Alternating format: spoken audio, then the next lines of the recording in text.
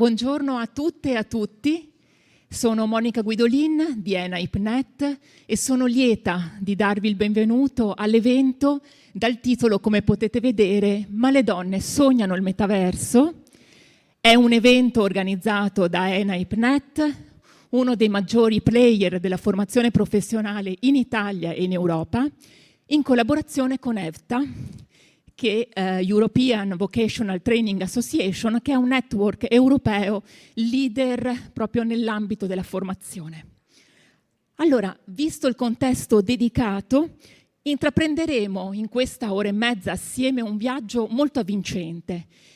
Esploreremo il metaverso, daremo luce alla presenza femminile nel metaverso, cercando di esplorarne proprio le opportunità, le evoluzioni e le trasformazioni all'interno di questo orizzonte infinito. E cercheremo proprio di, assieme ai nostri esperti, alle persone che mi aiuteranno in questo viaggio avvincente, di toccarne gli aspetti più salienti e anche sia gli aspetti positivi che anche le criticità. Il tema così avvincente, immagino, e così interessante, lasciatemi dire, per la rilevanza del tema trattato, abbiamo la gradita presenza di Elena Donazzan, innanzitutto. Prego, che invito qui, grazie. Assessore all'istruzione, alla formazione e lavoro pari opportunità della Regione Veneto, e del presidente di ENA-IPNET e di EVTA, Giorgio Sbrissa, che invito qui, grazie, che ringrazio molto della loro presenza e a cui lascerei subito la parola. Grazie. Grazie. Intanto grazie per l'invito. Quando Giorgio Sbrissa, con cui mi confronto direi quotidianamente, mi ha detto che avrebbe focalizzato questa attenzione, peraltro io avevo chiesto a Giorgio nella costruzione del programma di Job Orienta, perché Sbrissa siede con noi al comitato scientifico e anche al comitato istituzionale. Tutto quello che vedete è frutto di una programmazione lunga, pensata, molto approfondita, dove cerchiamo di dare coerenza ai messaggi che diamo. La cosa peggiore, visto che ho una platea di adulti di riferimento principalmente, la cosa peggiore per un giovane è vedere l'incoerenza, cioè gli raccontiamo una cosa e ne facciamo un'altra, gli vendiamo pentole e loro vogliono sogni, gli diciamo delle cose incomprensibili perché noi in fondo ne pensiamo delle altre. Allora, sulla coerenza, ovviamente il sottotitolo è orientamento. L'orientamento è la bussola che ci porta nel tempo. Job Orienta in questo è cresciuto, ha avuto sempre significativi momenti di riflessione, soprattutto io credo negli ultimi anni abbiamo voluto questo tipo di approccio, di utilità e di, diciamo, di attenzione rispetto ai giorni di Job Orienta, dove facciamo convergere qui il meglio di ciò che si sta costruendo, di ciò che si sta realizzando sui plurali territori italiani. Questa è l'ambizione perché è nazionale. Negli ultimi anni a Sbrissa e NAIP ho chiesto, diamo uno sguardo, visto che partecipate e partecipa una rete europea. Noi siamo all'interno di una dimensione comunitaria, tutto lo sforzo che noi facciamo di costruzione è legato al riconoscimento dell'ambito comunitario. E nello specifico l'Europa all'Italia e al Veneto ha fatto un richiamo nell'ultima programmazione, anche in quella precedente, anche se abbiamo migliorato, del divario di occupabilità e di occupazione tra donne e uomini. Ecco perché l'ho presa, spero non lunga ma ampia, per dirvi come quello che accade è figlio e frutto di un approfondimento e di una coerenza. Quindi l'orientamento Made in Italy quest'anno è certamente legato allo sviluppo di che cos'è il Made in Italy in senso stretto, ma anche in senso ampio. Qual è la nostra cultura, qual è la nostra dimensione, che cos'è la fotografia sgranata dell'Italia. E su questo punto la domanda bellissima, e anche devo dire, ho fatto i complimenti alla grafica, è affascinante. È affascinante e non dobbiamo esserne intimoriti, perché sul tema dell'intelligenza artificiale, non solo degli strumenti, oggi c'è dibattito, non c'è ancora tanta letteratura. E noi quindi siamo all'interno di un processo di trasformazione che parte da dei dati. Chi usa internet in Veneto l'82% delle persone, in Italia scende all'80%, il quadro comunitario dice di più, l'87%. L'obiettivo 2025 potrebbe essere, anzi sarà, secondo le stime, e il punto di riferimento è il 94%, vuol dire essere capaci però di padroneggiare uno strumento che altrimenti diventa un fine, e questo è un po' il tema dei giovani e delle donne, perché i due elementi di fragilità considerati tali sono questi, anche per l'importanza. Quando dico fragilità non intendo solo chi è prima o dopo, ma le differenze, le peculiarità, ma anche gli elementi di fragilità intrinseca. Le donne hanno ruoli nella società che vanno resi compatibili. La conciliazione dei tempi di vita e lavoro, cosa può aiutare oggi questo tipo di strumentazione? Tanto. La facilitazione nel reperimento di informazioni, cosa può servire questo strumento? Tanto. La consapevolezza delle comunicazioni che noi diamo? Tanto. Ho appena lasciato una sede tutta maschile, l'ITS RED, che sono le costruzioni, sostanzialmente quasi tutti maschi, anche se ci sono delle donne, ma principalmente maschile, e adesso a portare la testimonianza, visto anche che evidentemente siamo tutti e dobbiamo essere scossi dagli eventi accaduti in queste ore a Giulia, c'è una bellissima donna, Jessica Nodaro, che è quella donna che è stata sfregiata con l'acido dal proprio ex fidanzato. Che informazioni diamo sulla rete? Qual è la consapevolezza di noi? Come rispettiamo noi stesse, in particolare le donne? E vale anche per i giovani. Ecco perché dico quali sono le fragilità di questa società che ci riguarda. Infine, sulle considerazioni che anche come Veneto stiamo facendo, arrivando a me, a noi, il richiamo fatto è proprio quello di maggiori strumenti di occupabilità, e abbiamo fatto una prima azione di rete a cui ANAIP ha partecipato, un'azione di rete che ha visto anche il coinvolgimento del territorio in maniera significativa, perché le azioni di rete sono apposta quelle che non vedono il singolo o la singola struttura o la singola organizzazione. ANAIP, lo dico ridondante, perché certamente per me è un riferimento nella formazione iniziale dei giovani, e per me questo significa andare a toccare in maniera opportuna, appropriata le future generazioni, ma ENAIP è anche un soggetto di una comunità educante, e la comunità educante è oggi la risposta più ampia al titolo. A Giorgio ho detto, alla domanda ma le donne sognano il metaverso, le donne sognano. È così? Posso dire più degli uomini. Sì, se facciamo una riflessione tra noi stessi e ci diciamo la verità, è così, è così. Ed è la cosa più bella. Cioè questo non ci deve, perché altrimenti rimaniamo appiattiti e non guardiamo le stelle. Poi le stelle erano già un metaverso nell'antichità, perché sennò qua distinguiamo tra ciò che è materico e ciò che non lo è. Noi dobbiamo distinguere ciò che è virtuale da ciò che è reale, realistico, realizzabile. Ma fin dall'antichità esisteva questa dimensione altra. Allora, oggi la dimensione invece molto piena di noi, piena di problematiche e anche di risposte, parte proprio da questa domanda che è molto bella. E spero che gli strumenti che poi voi vorrete declinare anche in termini di suggerimenti, a me, Veneto, visto che abbiamo delle azioni che facciamo dentro la programmazione comunitaria, in un quadro di cittadinanza attiva e di responsabilizzazione, che riguardi principalmente il target delle donne lavoratrici, donne madri, prima ancora, donne madri. Abbiamo un problema gravissimo di natalità, drammatico, che non possiamo non guardare negli occhi, visto che là ci sono degli occhi che stanno guardando da un'altra parte. proviamo a vedere che ci guardiamo tra di noi e ci diciamo che se non risolviamo questa cosa siamo tecnicamente morti. Non c'è neanche metaverso qua.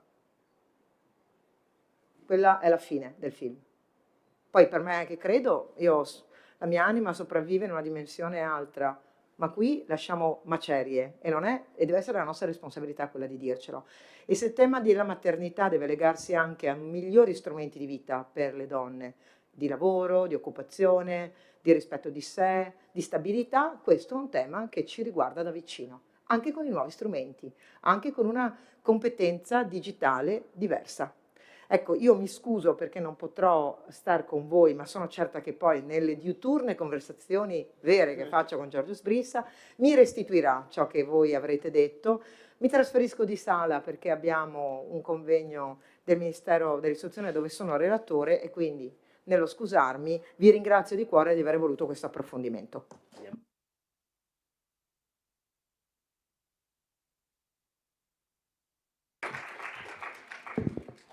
Grazie Elena.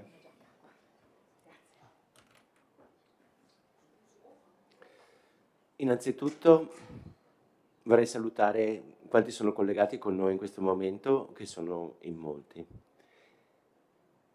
Salutare voi presenti e i nostri relatori. Ho avuto un'esperienza significativa che vorrei condividere con voi nella mia vita che mi ha colpito. Ero giovane, tenete conto che sono laureato in economia e indirizzo economico e quindi sapete quelle cose econometrica, tutte queste cose matematica. E da giovane facevo il consulente tecnico per i giudici. E un giorno mi è successo questo, ho spiegato al signor giudice che i calcoli che faceva la procura erano sbagliati da un punto di vista matematico. Lo erano. Il signor giudice mi ha detto se volevo insegnare ad avvitare le brugole alla fiera dei carpentieri. Mi ha colpito moltissimo nella mia vita questa cosa. Ho cercato di essere un po' più umile a seguito di questa sana indicazione e quindi abbiamo dei relatori fantastici. Il mio è sicuramente un saluto istituzionale e non entrerò nel merito del metaverso. Eviterò di insegnarvi ad avvitare le brugole. Ci sono dei dati però significativi. Il nostro paese in questi giorni sta evocando, inneggiando, raccontandoci che i dati occupazionali sono positivi. Certo, i dati occupazionali dell'Italia sono positivi, dipende da dove partiamo. 60% dato occupazionale è positivo per l'Italia, è basso a livello comunitario. Vi invito anche a ragionare cosa vuol dire avere un dato occupazionale del 60 o semplicemente del 60,05. Quando noi parliamo di quello 0,5 parliamo di centinaia di migliaia di persone. Adesso il dato è questo. Abbiamo un dato occupazionale tendente al 60, mal distribuito, lo sappiamo, non entro nel merito di tutti i dati, penso che li conosciate e non penso che sia rilevante in questo momento, ma sappiamo che continua un dato occupazionale dove gli uomini sono più occupati delle donne e poco si dice che oltretutto il part-time è un contratto di lavoro al femminile. Se il dato medio del part-time in Italia è prossimo al 30%, il dato medio dei contratti part-time delle donne sono il 49%.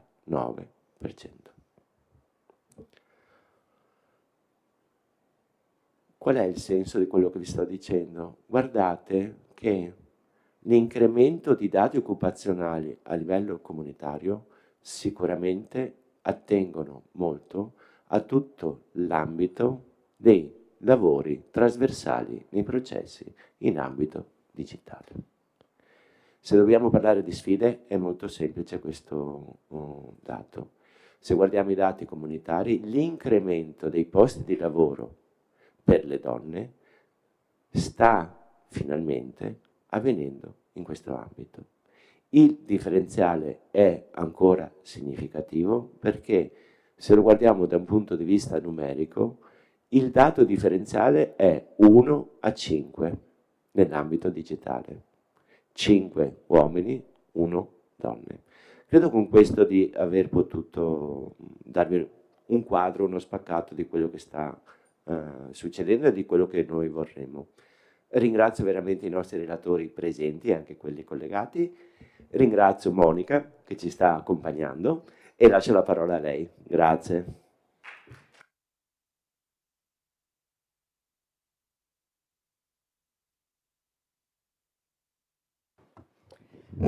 Bene, buongiorno di nuovo a tutte e a tutti. Spero mi sentiate bene. Me lo avvicino magari, ecco. Bene, allora direi che possiamo entrare nel vivo del nostro evento, della nostra conferenza e lo vorrei fare innanzitutto, se mi permettete, ringraziando il pubblico innanzitutto presente in sala, collegato in streaming, che speriamo davvero, confidiamo di poter sufficientemente incuriosire e stimolare sui temi trattati. È un tema davvero avvincente, quello del metaverso e della presenza femminile nel metaverso, che cercheremo di declinare in più modi e in più articolazioni. Sappiate che alla fine dell'evento ci sarà naturalmente uno spazio dedicato alle domande dal pubblico sui temi trattati o se vorrete condividere delle considerazioni e darci ulteriori riflessioni.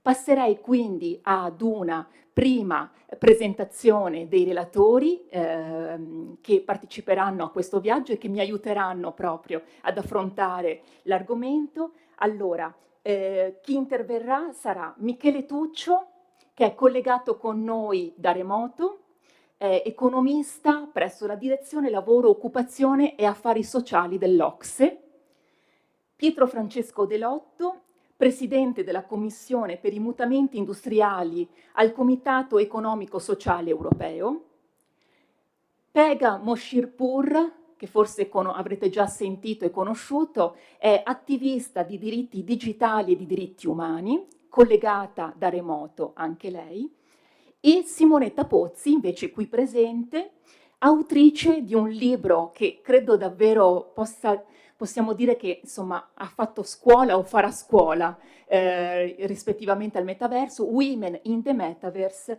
storie di donne che ispirano donne. Dopo questa prima presentazione, una introduzione, un cappello introduttivo proprio breve per cercare di dare a voi e dare anche a me stessa delle coordinate, se volete, di massima all'interno delle quali noi ci muoveremo per parlare di metaverso e di donne. Allora, come già è avvenuto in edizioni precedenti, anche quest'anno resta forte e prioritaria la nostra attenzione alla relazione tra mondo tecnologico, nella formazione, nel mondo del lavoro e mondo femminile. Oggi ci concentreremo, lo vedete esattamente dal sottotitolo del nostro evento, sulle sfide, le opportunità e gli orizzonti che coinvolgono direttamente le donne nell'universo virtuale e digitale. E grazie alle esperienze sul campo delle nostre relatrici e dei nostri relatori, vogliamo avvicinare il tema del metaverso, che è un tema di assoluta attualità, ma del quale forse ancora si conosce molto poco, perché possa diventare un luogo per il cosiddetto empowerment femminile e un'opportunità per la formazione e la crescita professionale. Ora, per la poliedricità dell'argomento, la prospettiva che adotteremo è, secondo noi, importante che sia trasversale, in grado di tenere insieme ambiti diversi di applicazione specialistici, con la necessità di creare poi dei percorsi di apprendimento partecipativo all'interno di una cosiddetta meta-comunità, permettetevi questo gioco di parole, che sia davvero quindi solidale, almeno questo dovrebbe essere, ecco, l'orizzonte, direi, ultimo, insomma, di riferimento, solidale, collaborativa, inclusiva. Una sfida non facile, ma che rientra pienamente nell'orizzonte valoriale e di interesse di ENAIP-NET e di EFTA. Ora, ENAIP ed EFTA sono da tempo attivamente impegnati nel favorire la partecipazione femminile alle discipline STEM evidenziando come sia necessario garantire la transizione digitale come debba essere effettivamente un'opportunità per un lavoro del lavoro più equo ed inclusivo, dove i talenti e le competenze siano sempre valorizzati. Il metaverso è al momento, se volete, l'espressione più creativa di questa transizione. Negli ultimi anni la crescente attenzione anche politica verso le discipline STEM, quindi quelle discipline che sono proprio le discipline scientifiche, matematiche, si è accompagnata ad un dibattito pedagogico che dagli Stati Uniti all'Europa ha contribuito ad elaborare un nuovo modo di intendere le materie tech, per le quali l'approccio educativo deve poggiare su una didattica ed un apprendimento di tipo interdisciplinare. Allora, propongo così questo tipo di riflessione. Che cos'è reale e che cosa non lo è? Che cosa è umano e cosa non lo è?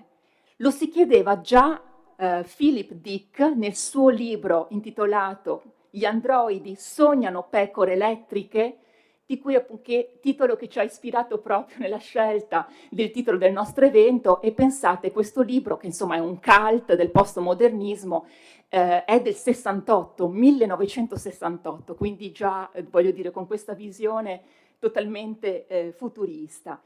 Le tecnologie trasformative effettivamente di ultima generazione hanno prodotto questa zona di convergenza intermediatica, di fusione, dove si è creato un nuovo, o dove si assiste alla creazione di un nuovo mondo di scambio e di metarealtà, dove potremmo dire che le frontiere materiali e immateriali progressivamente scompaiono e dove la dimensione umana non è dimensione umana e tecnologia, ma credo di poter dire dimensione umana con e nell'universo digitale.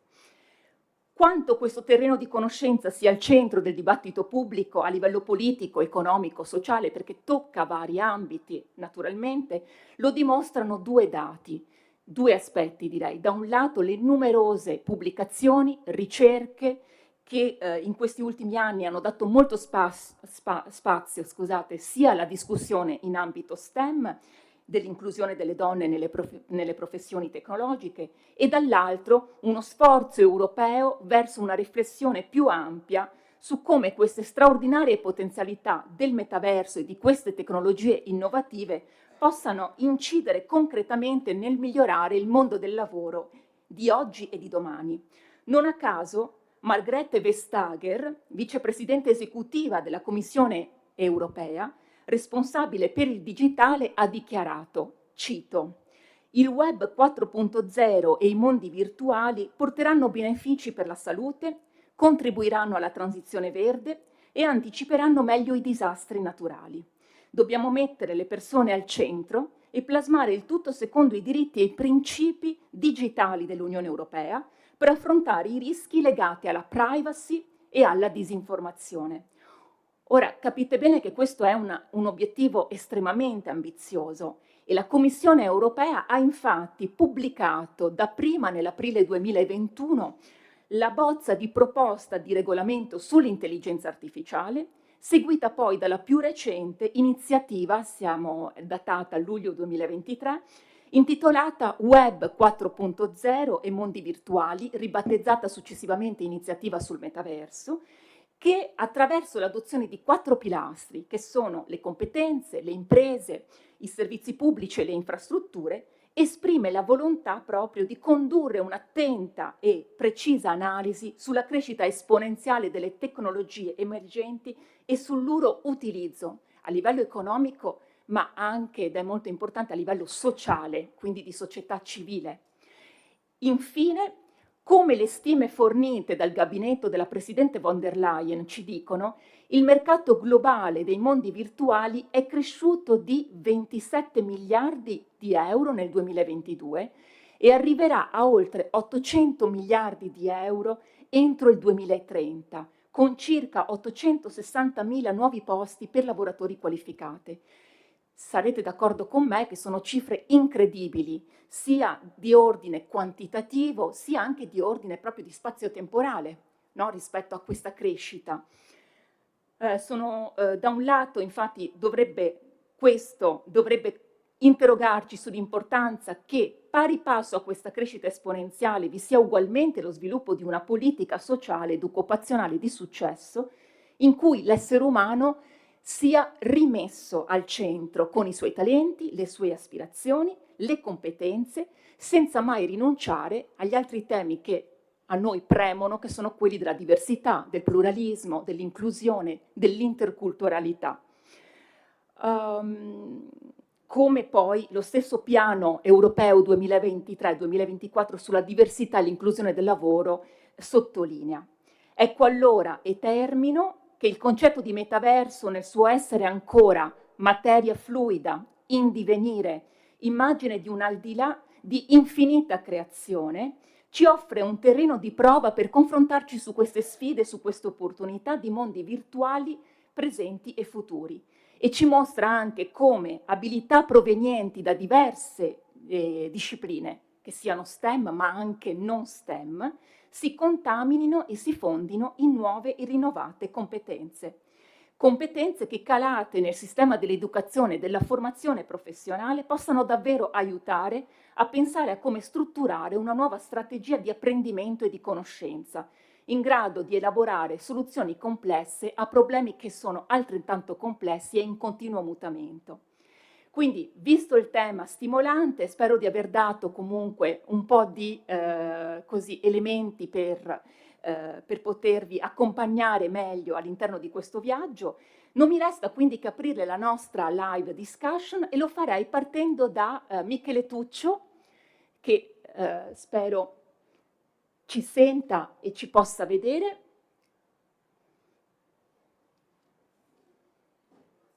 Attendete un attimo che... grazie.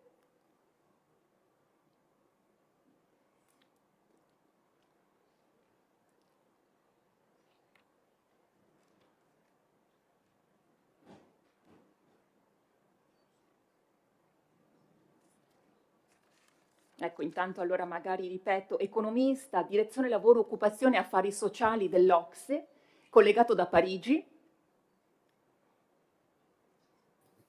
Buongiorno a tutti, mi Ecco, sentite? grazie Michele di questo segnale.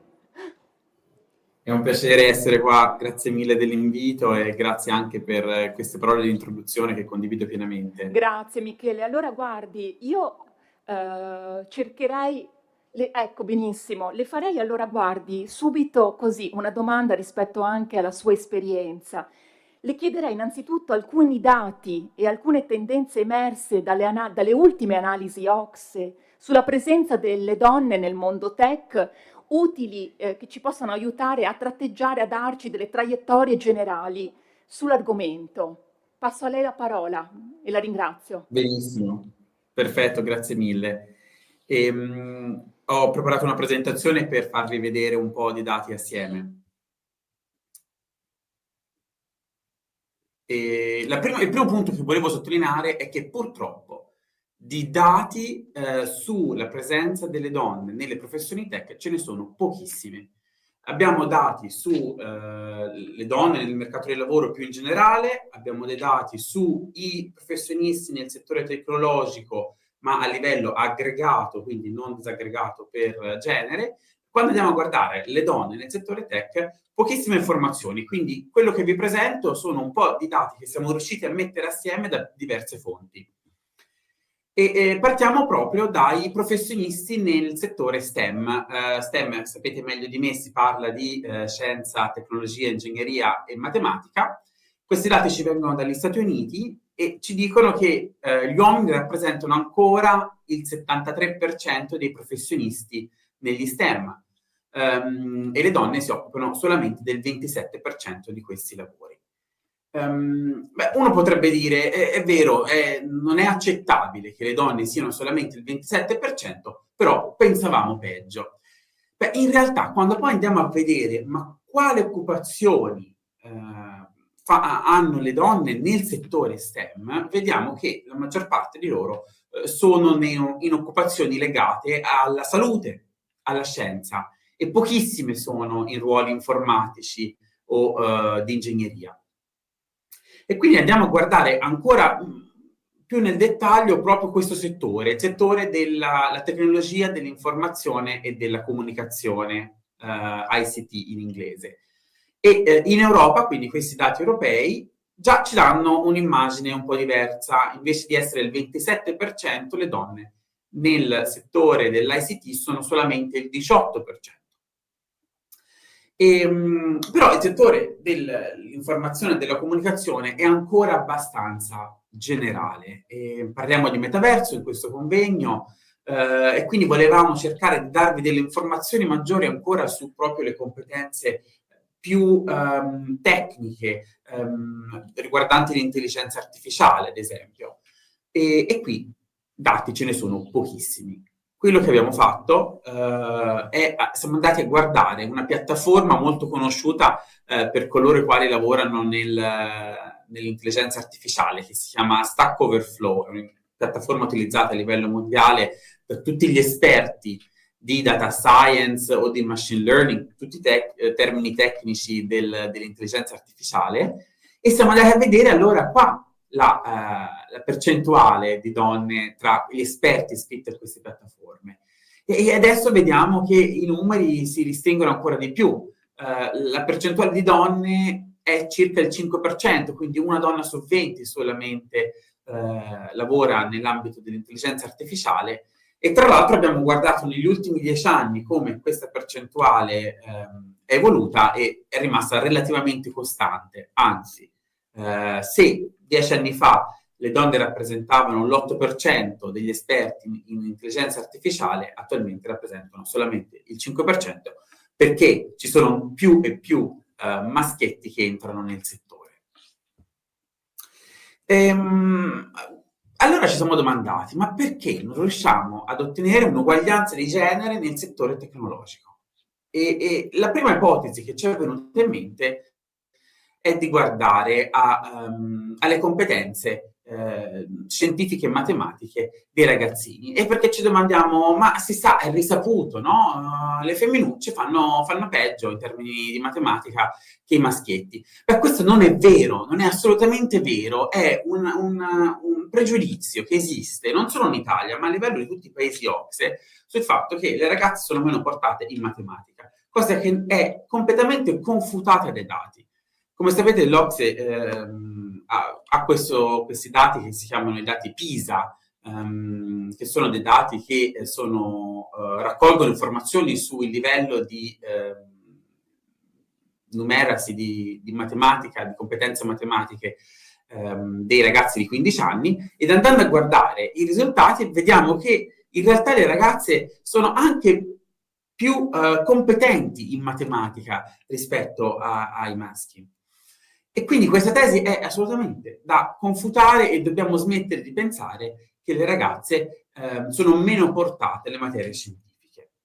Ma allora perché comunque vediamo che solamente una donna su 20 lavora nel settore dell'intelligenza artificiale? Abbiamo trovato 4 principali ostacoli alla partecipazione delle donne nel settore tecnologico. In primis, una mancanza di esposizione, una mancanza di modelli di riferimento. Infatti, una mancanza di un'esposizione a un ruolo femminile forte nelle materie STEM ha un impatto importante sulle scelte delle materie delle ragazze che poi faranno a scuola o all'università. Vediamo poche donne che sono delle personalità importanti nell'ambito tecnologico, e quindi quando vado a scegliere le materie all'università su cui vorrò focalizzare i miei studi, sono meno propensa ad iscrivermi in materie tecnologiche. Questa mancanza di esposizione a modelli di ruolo femminili ha anche una conseguenza sulla percezione delle ragazze circa la propria capacità e le loro aspirazioni. Quindi non è vero che le ragazze non sono competenti in matematica, ma percepiscono di essere meno competenti dei maschi. Solo l'1% infatti delle ragazze vuole lavorare in un'occupazione che è legata al mondo della tecnologia rispetto all'8% dei maschi. Ma il problema non è solamente un problema della transizione fra la scuola dell'obbligo all'università. È anche un problema successivo. Infatti nel settore tecnologico è fondamentale la formazione continua. Perché? Perché quello che noi adesso conosciamo della tecnologia, fra 10 anni probabilmente sarà sorpassato, e quindi essere sempre formati circa le nuove competenze è fondamentale per poter avere una professione in questo ambito. Le donne però, si sa, tramite i dati PIA, che sono un'altra indagine fatta dall'OCSE, che hanno molti più ostacoli a partecipare alla formazione rispetto agli uomini. Sono in particolar modo hanno una probabilità maggiore di lamentare una mancanza di tempo alla partecipazione alla formazione, e questo è dovuto in principal modo per le loro responsabilità familiari, alla cura dei figli, alla cura dei genitori più anziani, eccetera. Eliminare questi ostacoli alla formazione è fondamentale se vogliamo aumentare la partecipazione delle donne nel settore tecnologico. E un altro problema è un problema di assunzione, perché ci sono ancora molte discriminazioni e pregiudizi che pervadono i processi di reclutamento nel settore STEM in generale, ma in particolare nel settore tecnologico. C'è anche una mancanza di conoscenza e informazioni sulle potenzialità delle carriere che si possono avere nel settore tecnologico. Mi viene in mente uno studio che è stato fatto qualche anno fa da un'università americana, che è andata a guardare le pubblicità che si trovano nei social media, su Facebook, e hanno notato che le donne avevano molto meno probabilità di vedere apparire nel loro profilo una pubblicità riguardante una professione tecnologica rispetto ai maschi, agli uomini. C'è anche da dire che le donne partecipano meno all'orientamento professionale rispetto agli uomini, e l'orientamento professionale attualmente è uno dei principali canali tramite il quale si crea una carriera nel settore tech. Quindi importante anche pensare a come possiamo dare un maggiore sostegno alla partecipazione delle donne nei servizi di orientamento professionale in ambito più generale. E infine, anche quando sono assunte nel settore tecnologico, ci sono comunque delle condizioni di lavoro maggiormente sfavorevoli per le donne. Si parte chiaramente da un divario retributivo che è grande, soprattutto in queste professioni di alto livello tecnologiche. Il divario è di circa l'11% per i professionisti nell'ambito delle comunicazioni e delle tecnologie in Europa. Peraltro in molti di questi imprese, di questi settori, la retribuzione è oraria, per cui c'è una certa cultura che si deve lavorare molto, tante ore, i lavori sono poco flessibili, la cultura è vista veramente come una cultura di lavoro molto dura, esigente, e quindi le lavoratrici nelle aziende tecnologiche riferiscono molto più spesso degli uomini di sentirsi a disagio sul posto di lavoro. Dunque, molti ostacoli. Cosa possiamo fare noi? Beh, possiamo fare molto, possiamo rimuovere molti di queste barriere. All'OCSE uno dei lavori che stiamo facendo è di partecipare a una task force chiamata Talent for Growth, che è una task force messa in piedi dalla Commissione Europea insieme agli Stati Uniti, il cui scopo è proprio di cercare di capire come possiamo collettivamente rimuovere ciascuno di questi ostacoli. Il lavoro è attualmente in processo, stiamo lavorando adesso, per cui ancora non vi posso dare più informazioni sulle riforme che pensiamo di suggerire ai nostri governi, ma nei prossimi mesi avrete maggiori notizie da parte nostra.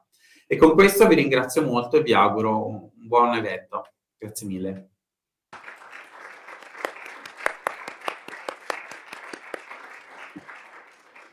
Grazie mille Michele Tuccio, davvero. di questa disamina e di averci già dato degli elementi importanti e dei concetti chiave proprio per continuare la nostra analisi. Le posso chiedere, mi scusi, lei può rimanere fino alle 12:30, fine dell'evento collegato, o invece ci deve lasciare? Sarà con Senz'altro, noi? sì, sì, Grazie, perfetto, allora, rimarrò con voi. benissimo, benissimo, grazie. Allora a questo punto passerei la parola al dottor Delotto che inviterei qui. Prego, un applauso. Ecco, Pietro Francesco Delotto, lo ripeto, presidente della Commissione per i mutamenti industriali al Comitato Economico Sociale Europeo. Dottor Delotto, alla luce anche di ciò che è emerso finora, insomma, che abbiamo potuto dire, le chiederei a che punto è, se c'è, l'esplorazione della realtà virtuale e del metaverso da parte dell'Unione Europea in termini di impatto e di ricadute, penso magari al contesto imprenditoriale, ma non solo, anche sulle condizioni di lavoro e dell'evoluzione proprio della società civile in generale. Capisco che forse è una domanda troppo ampia, passo a lei la palla e prego. Grazie Monica, mi alzo che così Assolutamente. riusciamo a guardarci anche meglio e sembra più interattiva, anche se poi magari non lo sarà. Grazie per questo invito, grazie a Enaip, a Giorgio, a Monica, per un'occasione secondo me quasi straordinaria, ma comunque fuori dagli schemi, perché bisogna secondo me iniziare soprattutto nel nostro... Non si sente con questo? No, allora mi tengo questo regalo che mi ha fatto. Un'occasione straordinaria per aprire una finestra verso un orizzonte totalmente sconosciuto.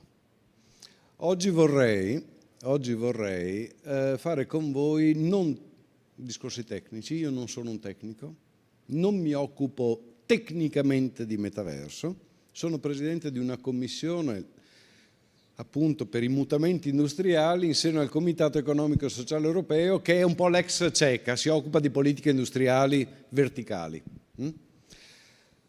Politiche industriali, e perché politiche industriali si occupano di metaverso, di competenze, di risorse di capitale umano necessario e in quale contesto? Allora concedetemi 2 minuti per fare anche un'introduzione di cosa sta capitando, in che oceano navighiamo quando con la nostra barchetta affrontiamo il mare non in tempesta, ma certamente verso lidi sconosciuti, quando parliamo di metaverso intanto.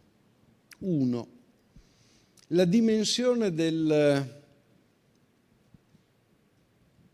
rivoluzione tecnologica non è certo una dimensione europea, ma certamente globale.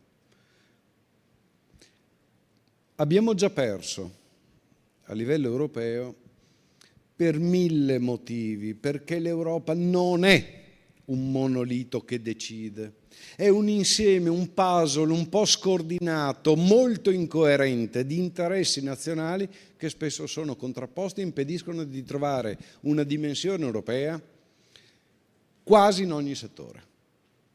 Ci siamo riusciti con la pandemia nel settore degli interventi nel settore farmaceutico, quando abbiamo fatto, è stato l'unico caso recente.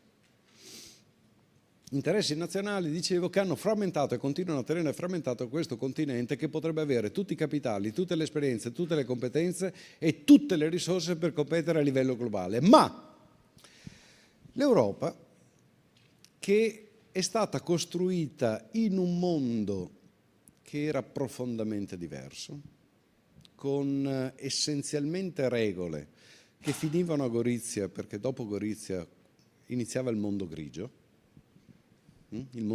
indistinto, ed è stato costruito come un enorme, il più aperto mercato mondiale. Non esiste al mondo un mercato così trasparente e così aperto, dove merci, dove servizi, dove capitali possono arrivare da ovunque, con tutti i rischi connessi, senza, vorrei dire, no, senza alcuna una forzatura, ma senza troppe limitazioni e senza considerare alcun interesse collettivo, comune. Questo lo sottolineo perché? Perché abbiamo già perso una sfida recentissima, tecnologica, che è quella del 5G. Ve lo ricordate tutti? Il 5G, Huawei, il ritardo nell'immissione in Europa di questa tecnologia che è ancora non di fatto adottata completamente, realizzata completamente. Quindi una partita tecnologica che l'Europa ha perso, ma che ha profondamente fatto prendere conoscenza non solo ai governi, ma anche alle istituzioni, che un salto tecnologico doveva vederci oggi più che mai, oggi con la rivoluzione digitale da una parte e con la necessaria transizione energetico-ambientale dall'altra, attori globali. Da questo momento, da 2 anni, si parla, ricordatevi, questo lo sentirete, ma bisogna non con superficialità affrontare questo tema, 2 temi. Uno, una Open Strategic Autonomy europea, una minore dipendenza dal punto di vista non solo economico, finanziario, ma anche tecnologico verso altri paesi che impongono attraverso limitazioni di vario genere o influenze di vario genere la nostra vita quotidiana come cittadini, come consumatori e come imprenditori e come dipendenti nel nostro ecosistema, nella nostra società. Il secondo principio è quello della sovranità tecnologica. Questa è una bellissima, un bellissimo enunciato che bisogna però spiegare. Sovranità tecnologica, sovranismo, sovranità, non c'entra niente. La sovranità tecnologica è qualcosa, e qui mi connetto, arrivo al metaverso, dove di fatto si cerca di essere competitor globale pur aperto, senza adottare blocchi come in Cina, come in Russia, come in India, sulle piattaforme che sono globali. Ma poiché l'apertura in mondi virtuali, il 4.0, l'intelligenza artificiale, il metaverso sono aperti e interconnessi, portano in sé valori, regole, non regole, che non sono sempre in linea con i nostri valori di etica, i nostri valori sociali, con i nostri principi che, guardate, non sono oggi universalmente più riconosciuti. I valori europei, i valori delle nostre società, sotto il profilo economico, sotto il profilo sociale, non sono universalmente riconosciuti più. Interi mondi totalmente diversi da solo 10 anni fa, indipendenti sotto il profilo finanziario, sempre maggiormente presenti in termini numerici. Noi rappresentiamo ormai solamente una fetta di una popolazione mondiale che porta con sé etica, tradizioni, concetti filosofici proprio di vita, etica individuale e morale collettiva profondamente diversi. E qui nasce il metaverso come nuovo fenomeno tecnologico, che poi è una nuova versione di chi è vecchio come me. No, io non sono vecchio, sono solo vintage per il momento. Forse divento classic, ma non vecchio. Ma chi se lo ricorda Second Life? Second Life era il prototipo del metaverso, di fatto. Metaverso, una connessione tra mondo virtuale, realtà aumentata, poi i tecnici spiegheranno molto meglio, io non sono e non voglio, quindi prendete anche con le pinze questa cosa, non voglio entrare in questo, ma un mix di tecnologie e di mondi interconnessi che si autoalimentano attraverso informazioni, flussi informativi, conoscenza e gestione di dati, e qui casca l'asino. Perché nel mondo dell'intelligenza artificiale e del mondo del metaverso non esiste la possibilità di applicare, per esempio, un pilastro che abbiamo raggiunto con fatica e con polemica, per esempio adottando il GDPR. Le imprese, no, adempimenti burocratici, no, tutela della proprietà intellettuale dei nostri dati. Ricordatevi che esistono 3 modelli nel mondo globale quando noi accediamo alle piattaforme. Un modello cinese, i dati appartengono allo Stato. Il modello americano, tutti i nostri dati che noi immettiamo, come le nostre fotografie, appartengono alle piattaforme. Solo in Europa esiste il principio per cui i nostri dati, le informazioni che ci riguardano, sono proprietà personale. Sono 3 concetti profondamente diversi. Non sono applicabili oggi in Europa, scusate, ovunque, per intelligenza artificiale e metaverso. Potrei farvi n casi, forse alla fine, se faccio in fretta, mi dai 5 minuti ancora? 3 minuti. Allora, devo correre, quindi solo titoli, se no starei qui ore. Da ex professore universitario figuriamoci, 5 minuti o 5 ore sono le stesse cose. 3 minuti. Allora, questo è il motivo per cui la Commissione europea ci ha chiesto un parere esplorativo. Noi rappresentiamo datori di lavoro, lavoratori e il mondo della società civile organizzata, per un parere che precedesse un documento non legislativo sul metaverso. È stato adottato poi in molti dei punti che abbiamo sollevato. Perché? Perché c'è un problema di tutela, di garanzia dei dati, non perché si voglia normare, perché è una straordinaria opportunità. Mi è piaciuto il passaggio di Elena Donazzan quando diceva è uno strumento e non un fine. È uno straordinario strumento per avvicinare e per efficientare anche davanti alle nuove sfide dell'efficientamento, della decarbonizzazione, delle sfide sulla sostenibilità futura, verde e blu per il futuro. Nel mondo della formazione ci sono ormai enormi numeri di società che si stanno da Lufthansa in giù che arrivano a fare formazione attraverso metaverso. Ma il tema fondamentale è di connettere, e qui vorrei arrivare ad imbuto, perché bisogna poi parlare anche di formazione, di competenze e di giovani e donne.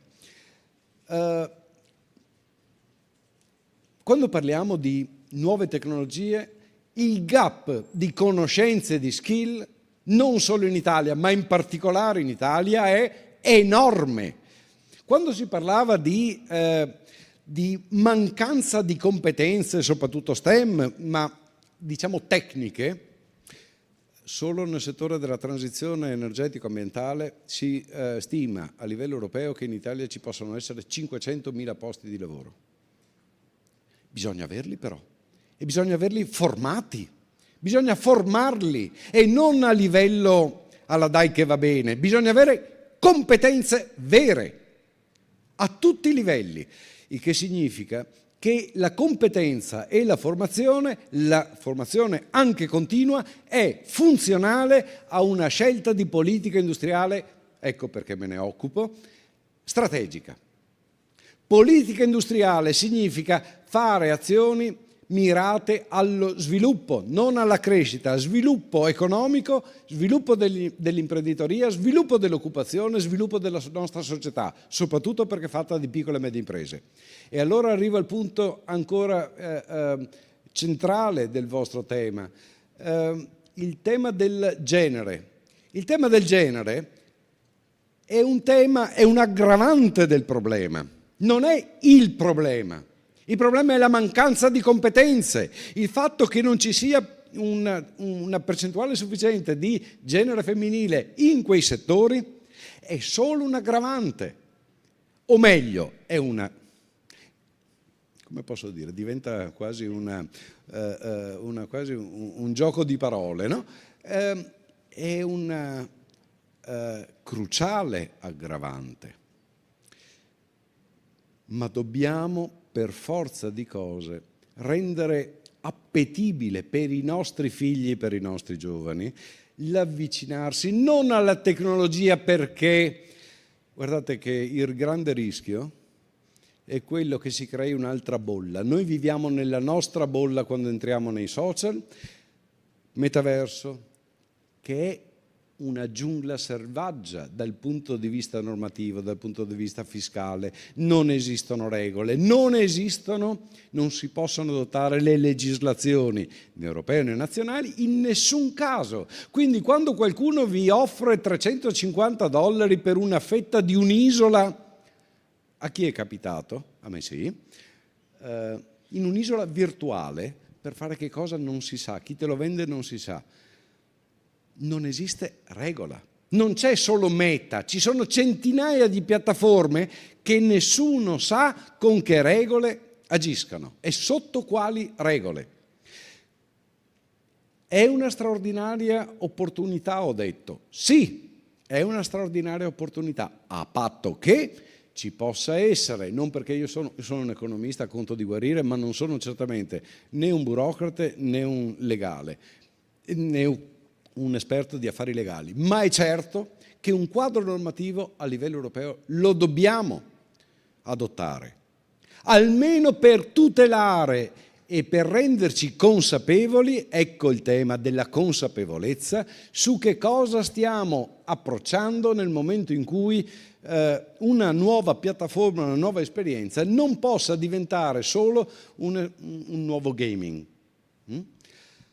Grazie, perché è talmente affascinante che potremmo stare veramente volentieri nel dibattito per qualche ora. Grazie Monica. La ringrazio davvero.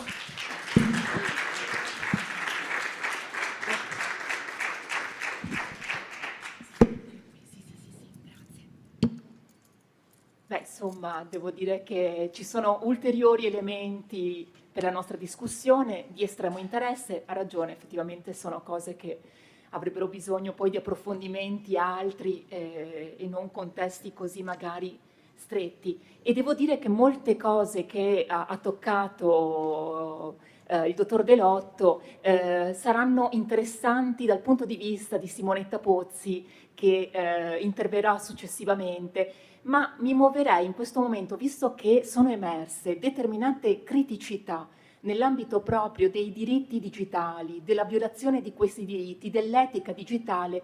Io passerei la parola, proprio perché se ne occupa da tempo, a Pegamo Shirpur, collegata con noi da remoto.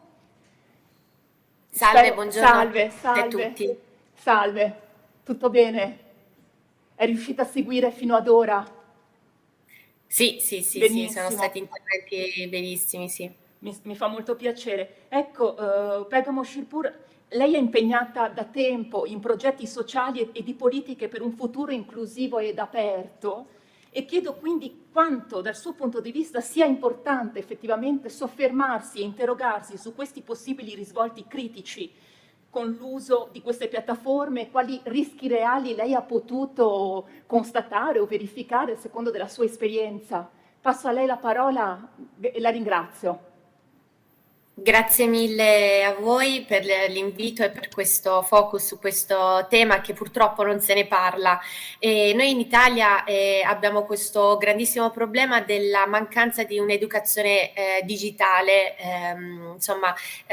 Abbiamo visto quanto ci siano anche delle disparità nel territorio nazionale, dove per esempio durante il Covid ricordiamo che c'erano alcuni paesini dove gli studenti non avevano neanche un dispositivo digitale, per esempio un computer, oppure non avevano la connessione a internet. Ecco, in un paese come l'Italia noi non possiamo pensare a non essere connessi, e fino ad arrivare poi effettivamente a capire che cosa si dà in mano ai ragazzi. Noi in questi giorni stiamo assistendo a dibattiti su quello che sono soprattutto le violenze, no? Sulle donne, sul corpo delle donne, e questo per esempio anche qui rientra tutto nell'educazione. Noi, ecco, io essendo millennials, sono entrata nel mondo del digitale in maniera graduale.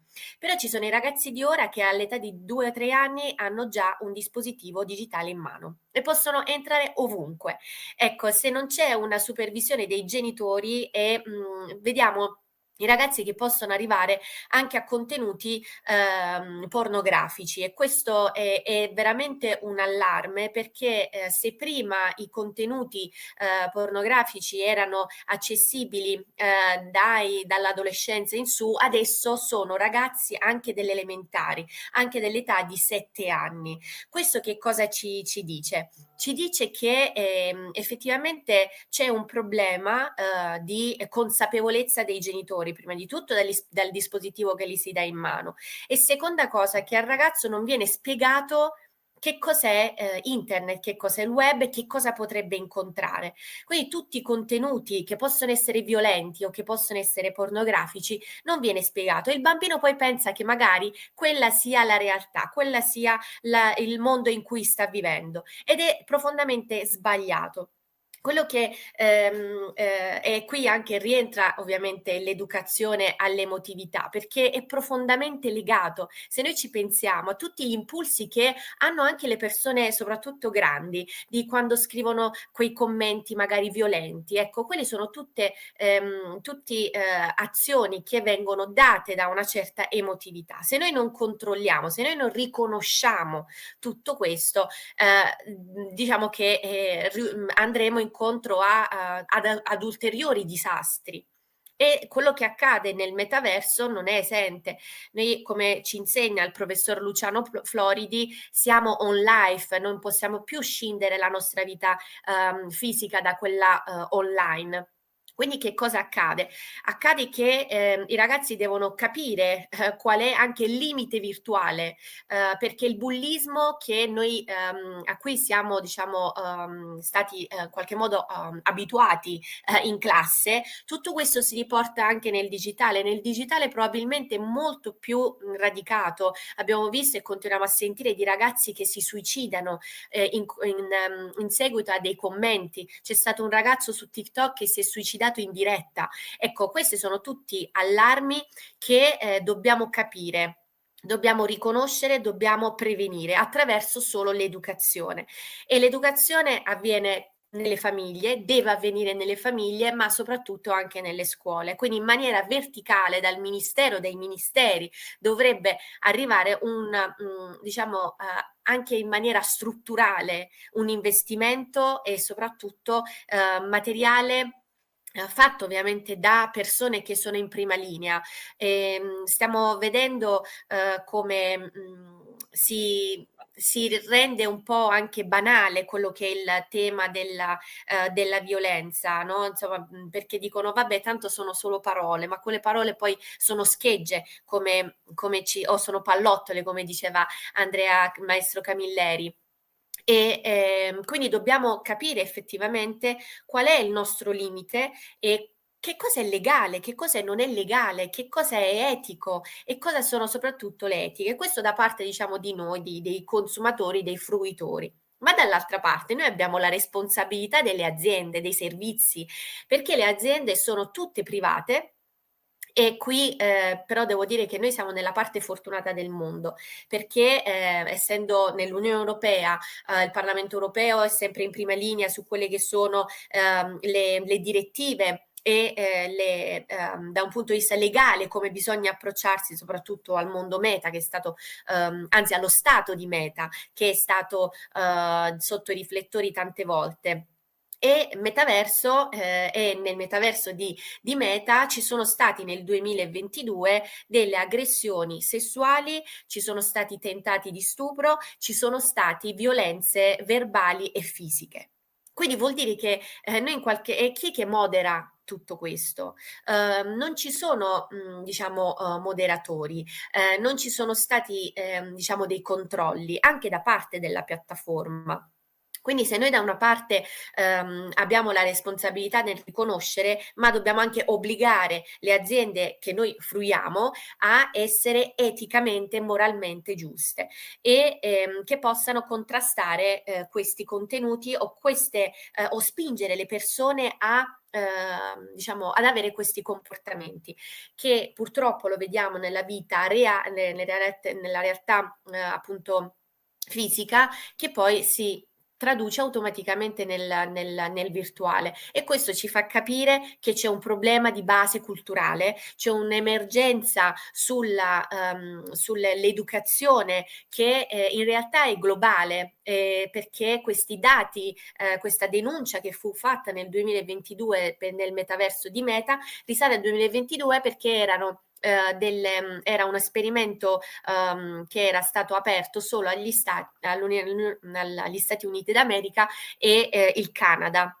Quindi vuol dire che se ci sono state quelle aggressioni lì, pensiamo se dovesse essere aperto ad altri paesi. Quindi è un problema strutturale, è un problema di retaggio culturale che noi abbiamo. È logico che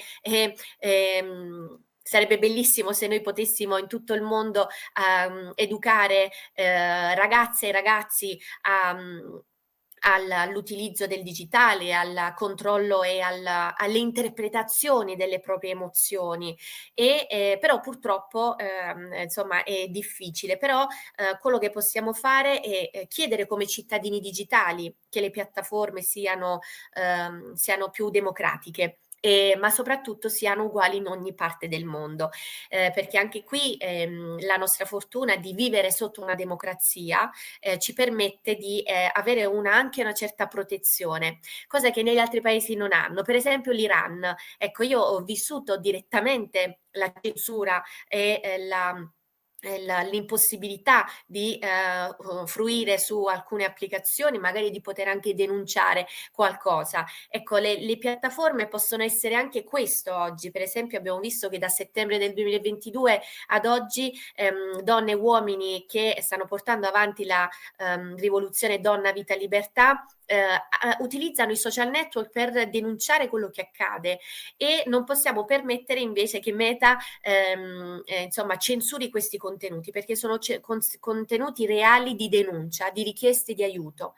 E anche qui bisogna normare in qualche modo e chiedere alle piattaforme di dare voce a chi non ha voce, perché la democrazia o la bellezza dei social network è anche questo, l'apertura e la possibilità di condividere anche cose che sono di denuncia, di richieste di aiuto, che possano portare avanti delle rivoluzioni anche di consapevolezza e coscienza. Quindi diciamo c'è tanto da fare, Certo. però il nostro attivismo, ecco, sia come consumatori ma anche come diciamo persone professionisti e non, che si preoccupano per il futuro in cui dovremmo vivere, che appunto non è solo reale ma anche virtuale, è importante normare già da ora. Siamo anche nel momento storico in cui possiamo essere protagonisti, quindi riconosciamo tutti quelli che sono i valori e comunque le possibilità, le opportunità che ci offre il digitale, ma dall'altra anche i pericoli a dire andiamo incontro. Assolutamente.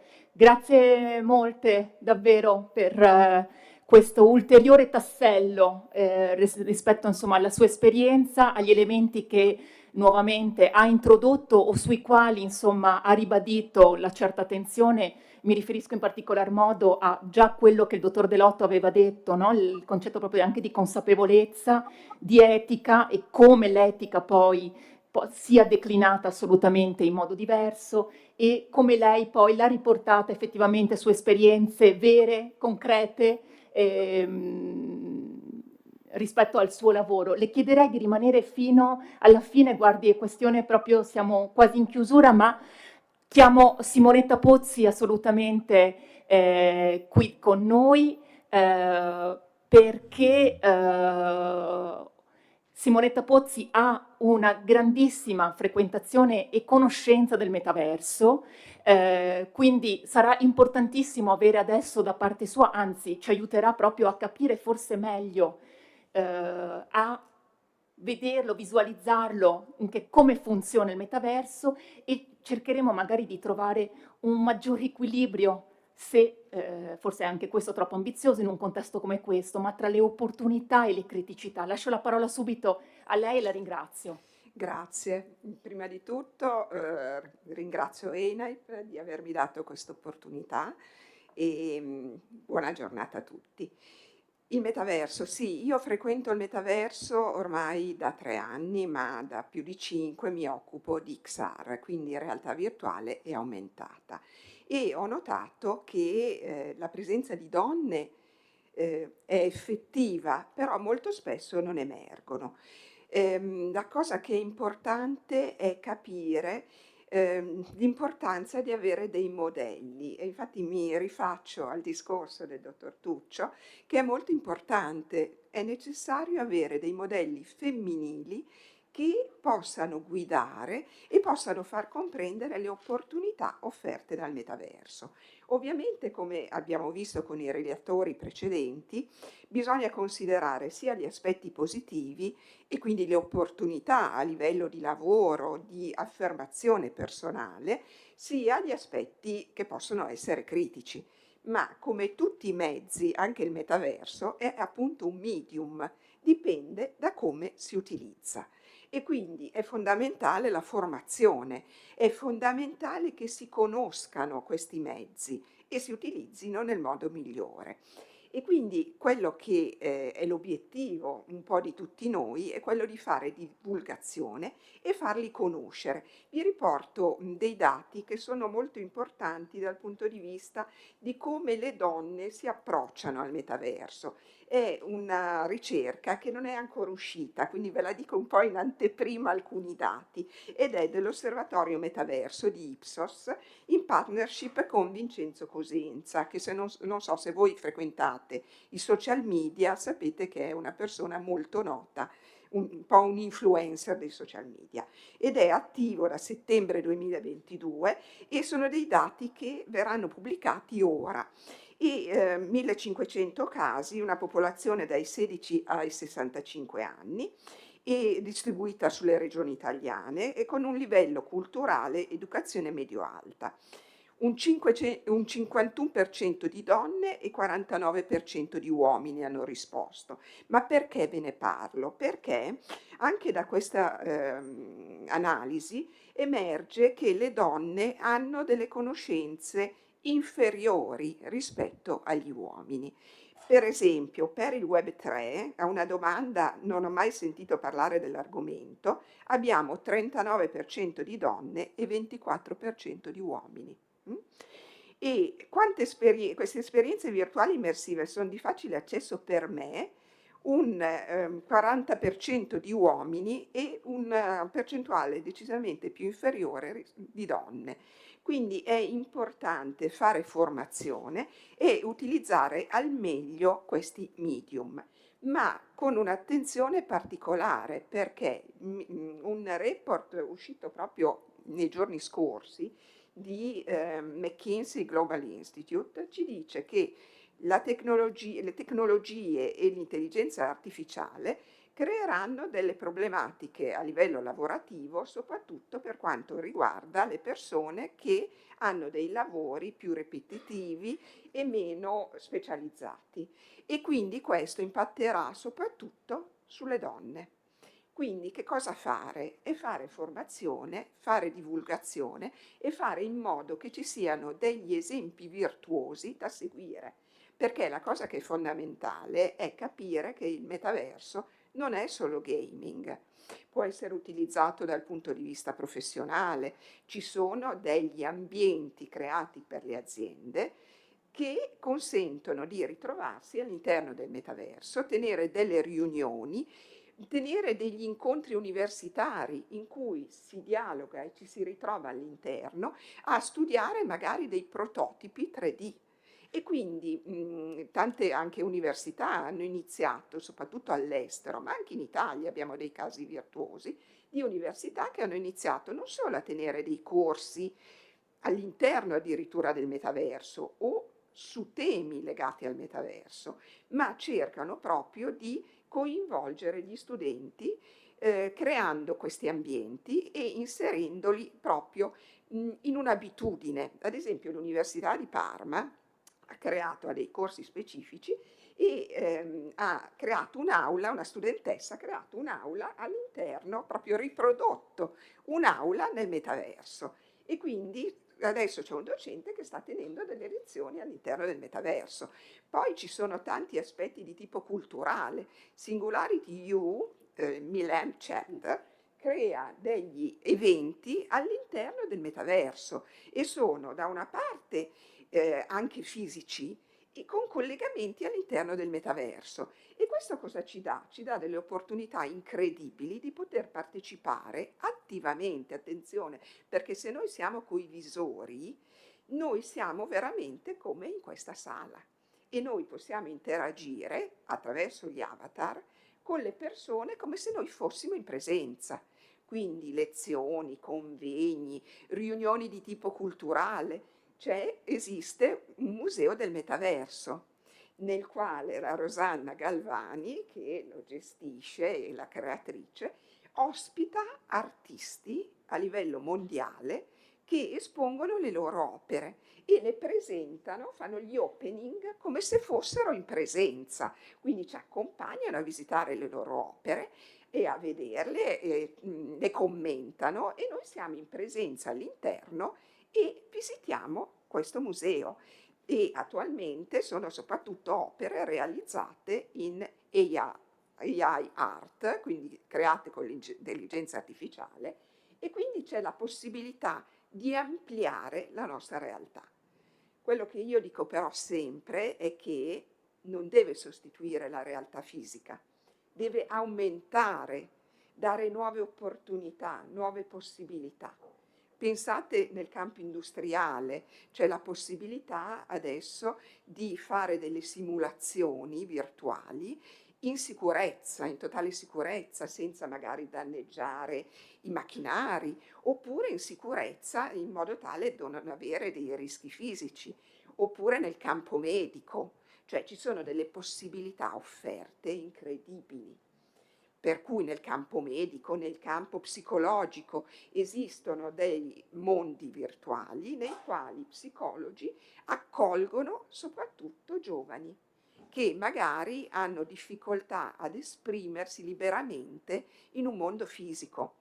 Il comune, la regione di Torino, il comune ha realizzato un mondo nel quale cerca di accogliere i ragazzi e combattere il cyberbullismo.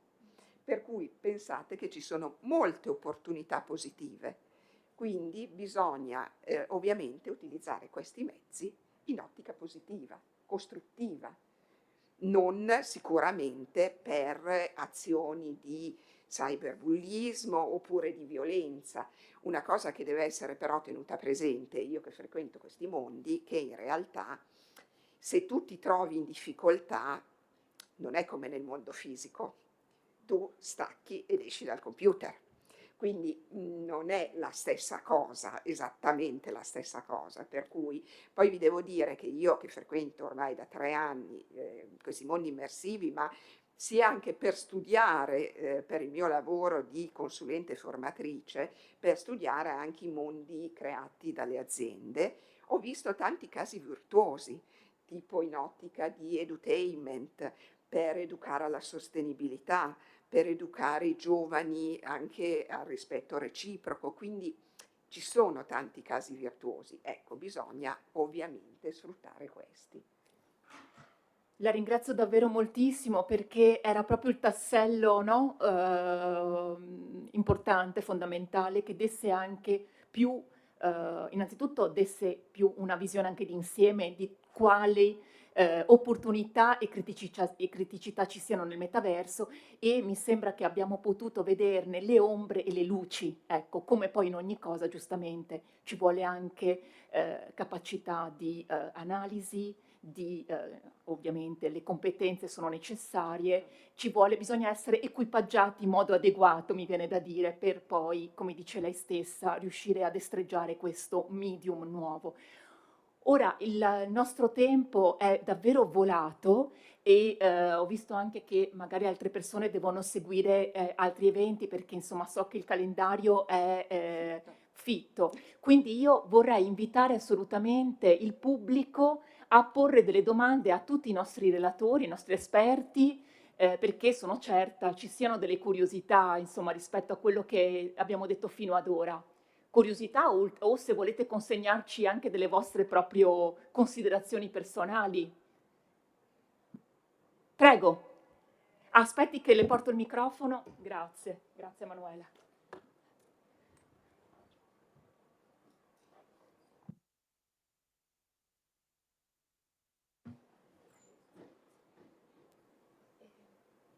Eccoci qua.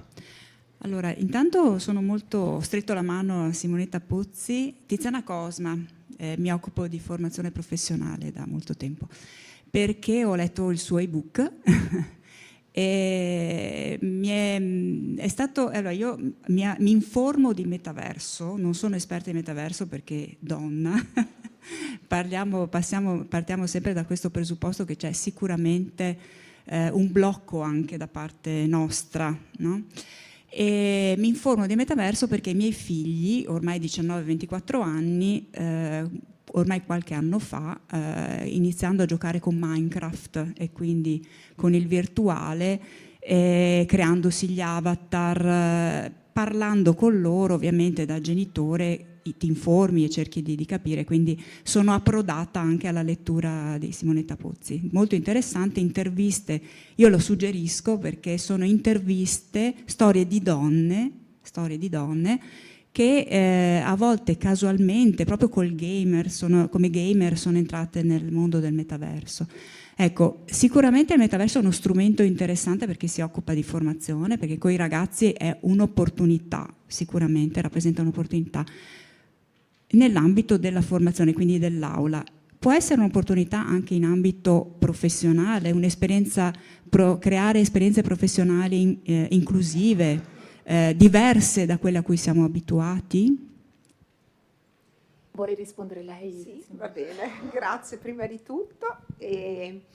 Sicuramente sì, ci sono già degli esempi virtuosi, ad esempio il PwC inglese di Londra ha fatto delle esperienze con i visori in merito a quello che sono le soft skills, e quindi anche ha notato che c'è una maggiore sensibilità e una maggiore comprensione dei problemi che possono essere legati appunto alle differenze di genere, al fatto di proprio il fatto di mettersi nei panni degli altri.